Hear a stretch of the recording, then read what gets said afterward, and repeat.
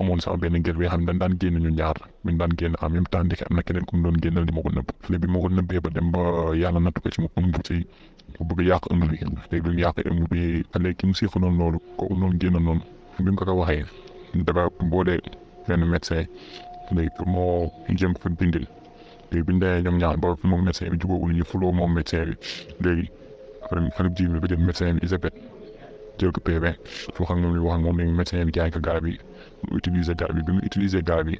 léegi nag après ëmb bi yàqu mais après dafa dem ba état de santé am dépassé bu baax a baax a baax a baax a baax sax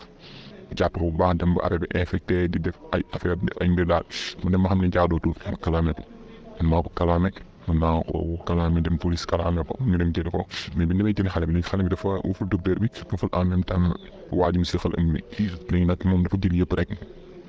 ni moom la yëpp moom la kenn deful dara moom moo ko def affaire yooyu noonu léegi nag ñu dem ñu xale jigéen bi dañ ko téye ñu ko téewee léegi mën na xam suñu si tay te lundi dañ ko war a defee rek parce que kii analyse la doon xaar dañ la waroon jàll mais dafa guddee ñëm ñu bàyyi ko ba lundi xam nga nag lii nii man dara ñor ma si xale jigéen bi mais waa ji ko def loolu nii ñu woo ko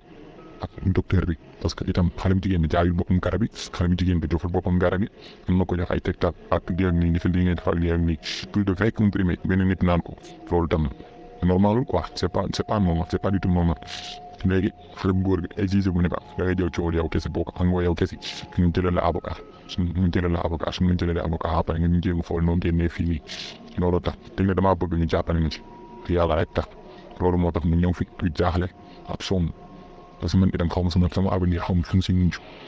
seen waa kër ñu ngi may woo à tout moment di nga menacé lu leen. salaamaaleykum dalee ni jàmm. Olof Njaay danaan jigéen soppal te bu wóolu. waaye mel na ne situation bi dafay confirmer mbir mi. waa ji di ñu raconté histoire am dafa amoon benn xale bu jigéen bu mu doon génn ñaar yàgg rek nag mu nekk mbëggeel gu sincère ba tax na waa ji amul benn doute ci xale bu jigéen bi ci fidélitéem ak doxalinam waaye mel na ni dafa am ñoo xam te ne dañoo am ay secret des secrets inavouables te xale bu jigéen boobu si ñoon la bokk waa ji li muy nekk xale bu jigéen bi yëpp ndekete xale bu jigéen bi dafa am beneen copain waaye histoire aussi moom foofu sax mu neex waaye copain boobu dafa am lu mu seex xale bu jigéen bi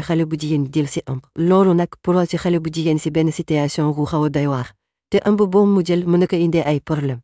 mën nañ ko xoolee te aussi mën na ko yaaxal lu bëri si àddunam ba tax na mu décidé ak moo copain am que dañuy yàq biir bi waa ji daal di koy booleex benn médecin boo xamante ne ko jox ay garab yooyu noonu si la jël pour yàq biir bi